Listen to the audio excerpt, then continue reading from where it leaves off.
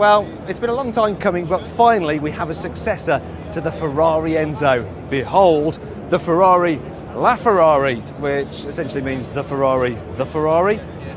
You'll forgive the silly name when you hear the performance stats. However, they're going to have to be good to beat another hypercar unveiled today, which I'll show you now.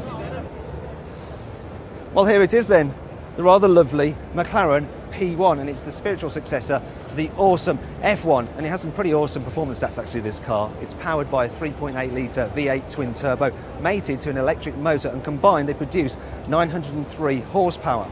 Now McLaren says that's good enough for 0 to 62 miles an hour in under 3 seconds and 0 to 124 miles an hour in under 7 seconds, while top speed is limited to 217 miles an hour.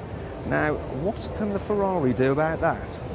This is a 6.3 litre V12 with 800 horsepower, and it's mated to an electric motor, and combined they produce 950 horsepower, which is a little bit more horsepower than the McLaren has. However, overall their performance figures are very similar. Ferrari say the car will do 0 to 62 miles an hour in under 3 seconds. It will do 0 to 124 miles an hour in under 7 seconds. And it hasn't actually mentioned top speed, but then neither has McLaren really, because their top speed is limited. There is one figure where the McLaren beats the Ferrari though. This unit emits 330 grams per kilometre of carbon dioxide, which is pretty good for a hypercar. However, the McLaren only emits 200 grams per kilometre.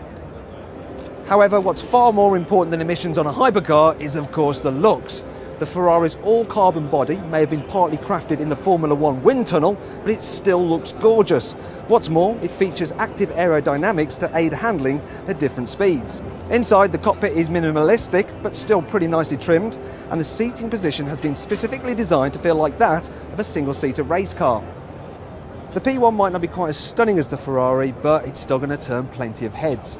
Its body is also made from carbon fibre, and the driver can alter the angle of the wing at the back to reduce drag, just like an F1 car. Just like the Ferrari, the McLaren is pretty minimalistic inside.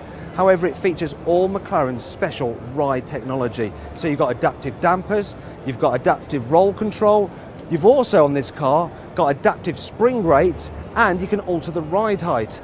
But you've got to pay for all of that, of course. This car starts from around £900,000. So, which of the two cars would I have, Ferrari or McLaren?